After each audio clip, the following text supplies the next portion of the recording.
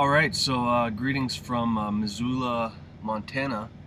It's a nice white day up here. I pretty much just woke up. It's about 1 p.m. I've been asleep on sleeper berth for a little over 12 hours, which is good. I've been resting pretty well with my new student driving, which is very good, to say the least. So things are going pretty well overall. To kind of pick up where we left off, we were in Omaha, Nebraska. Had a load out there from California, and then we were making our way from Bellevue, Nebraska, outside of Omaha, to McCarran, Nevada, which again I originally thought was near Vegas, but it's actually up near Reno and Sparks. So first thing, right when we are leaving from that shipper and we're kind of checking out with the shipping and receiving, there's another trucker ahead of us checking out, and then he walks out, and I notice there's a pair of gloves on the counter. So I grab my run after this guy. I'm like, hey man, I think you forgot your gloves, and they were not his, so I don't know whose they were, but they were mine now, which is kind of unfortunate. But you know, mine were, my previous ones were nice suede, but these were some barely used, nice leather ones. They fit like a glove, so I picked those up, and now I've got a new pair of gloves on my hands, no pun intended. So basically, with Ish, that was his first 70 that we were running still. And I was doing a lot of thinking ahead about how we're going to make it to McCarran, with making sure he has all his hours and all that stuff. So I kind of drove like a couple hours here, a couple hours there. One day I think I drove 5 hours just to make sure that we'd have time. And in the end, we made it into McCarran, dropped off that PetSmart load, and then got to the Sparks terminal where we took our 34, and he had about 2 hours left. Excuse me, on a 70. So we took that opportunity to do some backing practice, which went pretty well, teaching them the same technique. Because unfortunately, Swift Academy, they do not teach you how to do angled backing. They leave that totally up to the mentor. And again, the fact that I had to take LCQ training, which is local close quarter training with John Kramer in Phoenix, he kind of teaches you the maneuver, and so I've kind of passed that on to Ish and my old student Brett, doing the hard left, hard right, getting the slight banana curve and kind of backing it in. So that's all going well. One thing that kind of rubbed me the wrong way is the fact that my student only brought 6 days worth of clothing. Originally when I went out with Swift, they told me 10 days. I originally brought 2 weeks, and then over time I ended up bringing about 3 weeks worth, because again, more laundry you have, the less laundry you have to do, the less money you have to spend on doing laundry, the less time you have to spend on doing laundry. So, our first few days on the road, he's like, hey man, we're going to get to do some laundry. And I'm like, what are you talking about?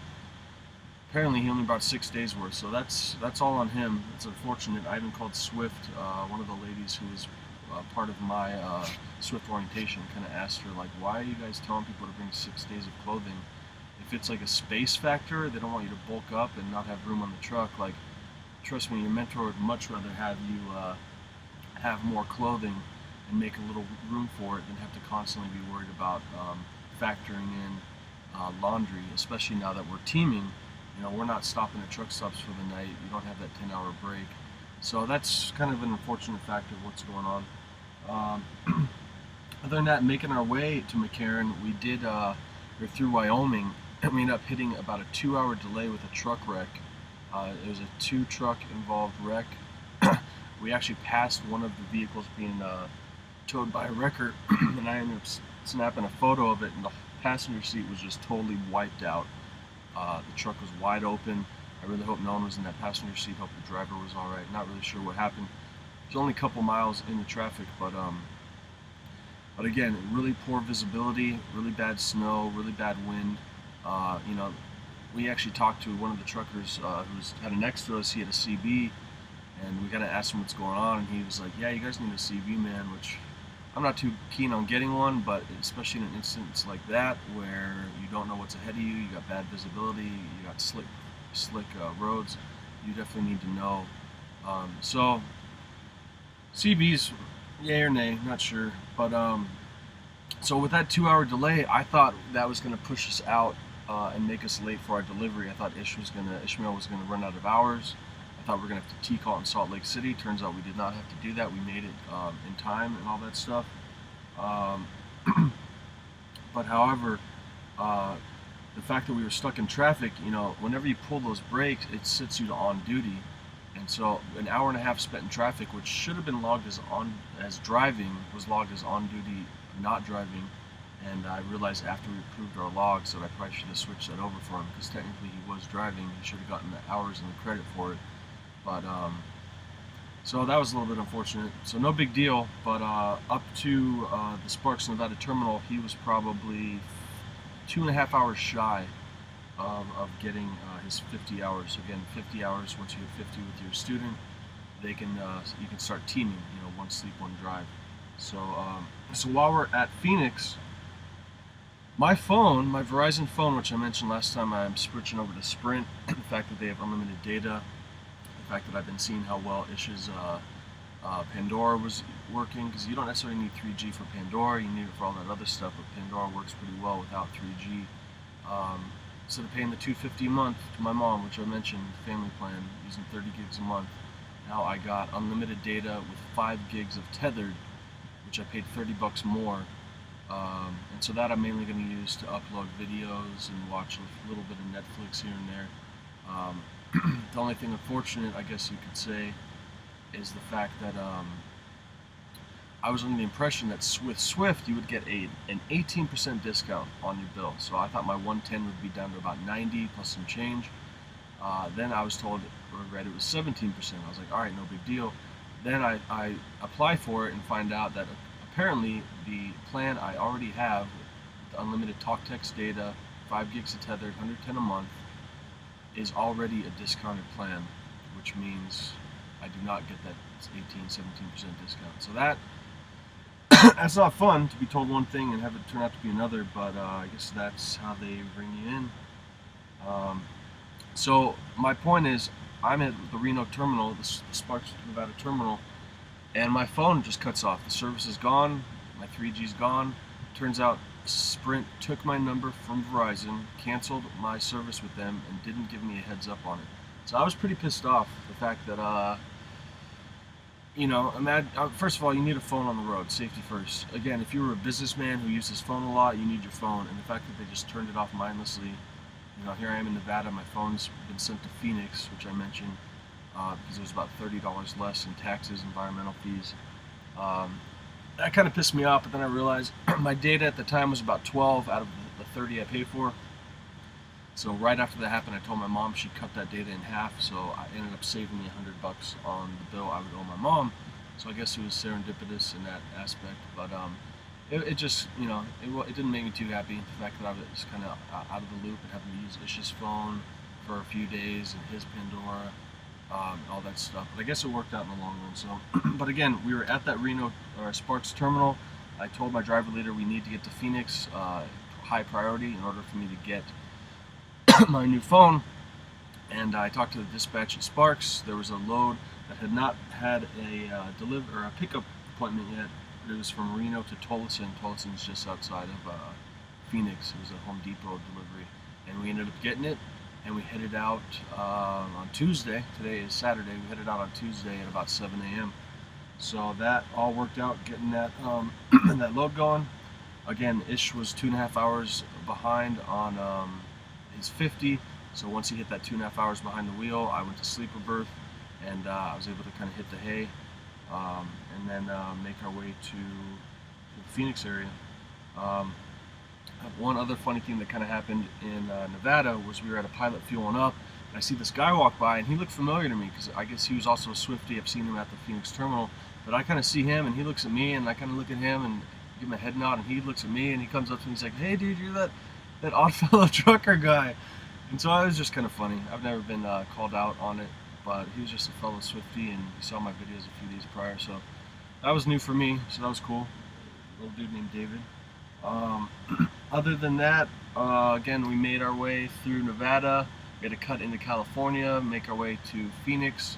At one point, there was this double in front of me who was just horrible lane control. At one point, we were going through some construction with a full-on, concrete barrier, and he was just so close to whipping that thing right into the barricade. But so we get to Phoenix. We ended up having a little bit of a layover where I was able to see my girl, get my phone, go out to lunch, all that sort of stuff. Then we had a load offer from Phoenix to Illinois. It was like 1,800 miles, and I was pretty stoked on that. We accepted it. We went up to the window at dispatch in Phoenix. We asked them, can we get our paperwork? Turns out it wasn't in town yet. We get back to the truck. We find out the load has been stripped from us. It was never our load. I guess they sent it to a few trucks. Someone else grabbed it before we did. So that was a little bit of a punch in the stomach. In fact, we lost 1,800 miles, but then they had offered us a load to Oakland.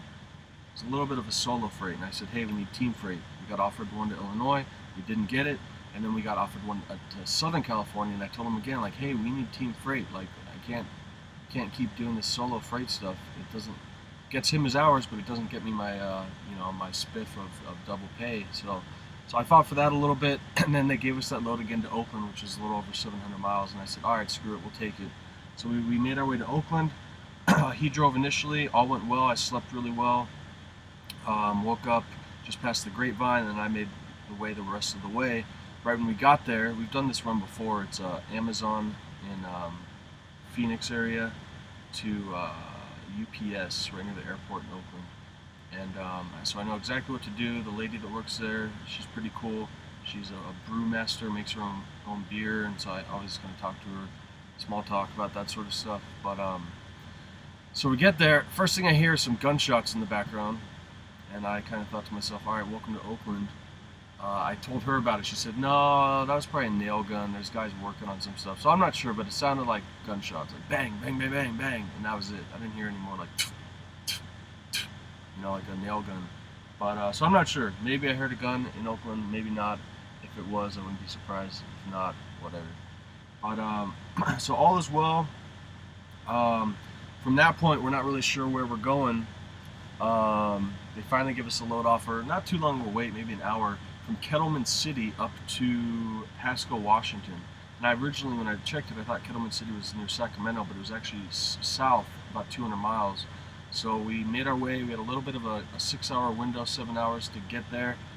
So we stopped at a Walmart, got some more food, got some essentials in that aspect. And then at one point, I'm not sure if it was on the way to Oakland or after, but I was asleep and I did not have my safety netting, which at this point I've been doing every day, especially driving through the winter and the snow, just for peace of mind and being buckled up while they're driving. But I heard Ish go, oh shit, and I felt some hard braking, and I woke up and I freaking hugged this thing so tight, I didn't know what was coming. It turns out he had been green lighted on a way station, but he was stuck in the lane and ended up having to slow down and stop, and then kind of made his way over. But I hear him say, oh shit, I feel hard braking, and my arm was actually sore the next day. I didn't realize why for a moment or two, but I realized it's because I was gripping that netting so freaking tight, not sure what was happening. But so that was pretty funny. So anyway, we get to the Kettleman City. We get there a little bit early. Turns out the load is delayed about 2 hours. And then the load up to Washington, I thought we had a 45-hour window. I thought it was solo freight again, but again, it was fairly decent miles, like 1,200 miles. Turns out it was not solo freight because there's only 28 days in the month of February, so we had about 21 hours to get it as opposed to 45, so that all worked out. I did end up talking to my dad for a bit. I haven't talked to him for a while. Caught up with him. I got off the phone with him. My old teammate calls me, who's running local for Swift in the LA area. Caught up with him for a bit. Turns out he had someone cut him off. They were stuck in, he was in the right lane, someone was in exit only, and they kind of swooped in and ended up hitting him and then fled off. It was a hit and run. So then my phone died because with my new Sprint, I've been getting some dropped calls, but again, I'm just paying $140 less a month, so I don't really care. But so I call him back. Turns out, so he picks up. I'm like, so yeah, so someone hit your truck while it was a hit and run. Someone hit your truck, and he's like, how'd you know that? Turns out I accidentally called my dad back, and he had someone hit his F-150, which is parked outside his gated community, and that was a hit and run. So that was just a weird kind of coincidence. But all's well on that front, I guess. Again, we barely made it to that shipper. I was like less than a mile away with my hours. I kind of had to roll in on duty delivery. I could have had Ish switch over, but it was a just-in-time load, so we made it literally just in time, even with that 2-hour delay, even with all the bad weather through California, the storm, and all is well. So once we got there, they shot us a load offer from Lewiston, Idaho, and we're heading out to Ypsilanti, Michigan. and we are in the north of the country where the weather is pretty bad, so we're taking extra care.